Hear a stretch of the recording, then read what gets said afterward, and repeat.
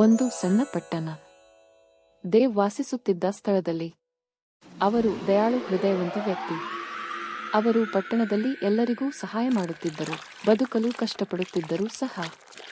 ಅವರು ಕಷ್ಟಪಟ್ಟು ದುಡಿಯುತ್ತಿದ್ದರು, ಪಟ್ಟಣದಲ್ಲಿ ಬಟ್ಟೆ ಮತ್ತು ಪಾತ್ರೆಗಳನ್ನು ಒಗೆಯುವ ಕೂಲಿ ಕೆಲಸ ಮಾಡುತ್ತಿದ್ದರು.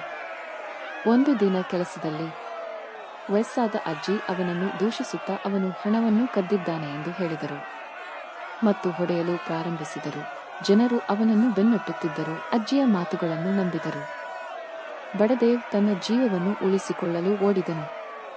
ಒಂದು ಹಂತದಲ್ಲಿ ದೇವ್ ನಿಲ್ಲಿಸಿ ಆಳವಾದ ಉಸಿರನ್ನು ತೆಗೆದುಕೊಂಡು ಚಿತ್ರಗುಪ್ತ ಮತ್ತು ಬ್ರಹ್ಮದೇವ್ ಎಂದು ಕರೆಯಲು ಪ್ರಾರಂಭಿಸಿದನು. ಓಂ ಚಿತ್ರಗುಪ್ತ ನಮಃ, ಓಂ ಬ್ರಹ್ಮದೇವಾಯ ನಮಃ. ಬೆಳಕು ಕಾಣಿಸಿಕೊಳ್ಳುತ್ತದೆ. ದೇವ್ ಓಂ ಬ್ರಹ್ಮದೇವಾಯ ಎಂದು ಹೇಳಲು ಪ್ರಾರಂಭಿಸಿದನು. ನನ್ನ ಹಣೆಯ ಮೇಲೆ ಎಂತಹ ವಿಧಿ ಬರೆದಿದ್ದೀಯಾ? ಓ ಚಿತ್ರಗುಪ್ತ, ದಯವಿಟ್ಟು ಆ ಡಸ್ಟರ್ ಕೊಟ್ಟು ಅಳಿಸಿಬಿಡು. ಈಗ ನನ್ನ ವಿಧಿಯನ್ನು ಪುನಃ ಬರೆಯುತ್ತೇನೆ. ಬ್ರಹ್ಮದೇವ್ ಹೇಳಿದನು ಮತ್ತು ದೇವ್ ವಿಧಿಯನ್ನು ಪುನಃ ಬರೆಯುತ್ತೇನೆ.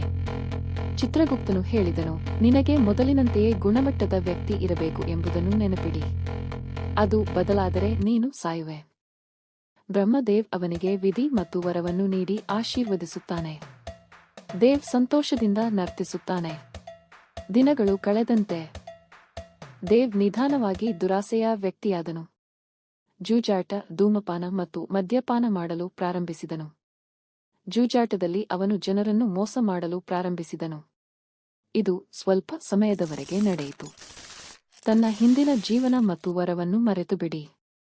ಒಂದು ದಿನ ಕ್ಯಾಸಿನೋದಲ್ಲಿ ದೇವ್ ಜೂಜಾಟದಲ್ಲಿ ಮೋಸ ಮಾಡುವುದರಲ್ಲಿ ಸಿಕ್ಕಿಬಿದ್ದನು. ಕ್ಯಾಸಿನೋದಲ್ಲಿರುವ ಎಲ್ಲಾ ಜನರು ಅವನನ್ನು ಹೊಡೆಯಲು ಪ್ರಾರಂಭಿಸಿದರು. ನೆಲಮಹಡಿಯಲ್ಲಿ ದೇವ್ ತಲೆಗೆ ಬಡಿದು ಸಾಯುತ್ತಾನೆ. ಸ್ವಲ್ಪ ಸಮಯದವರೆಗೆ ವರವು ಸಹ ಶಾಪವಾಗಬಹುದು.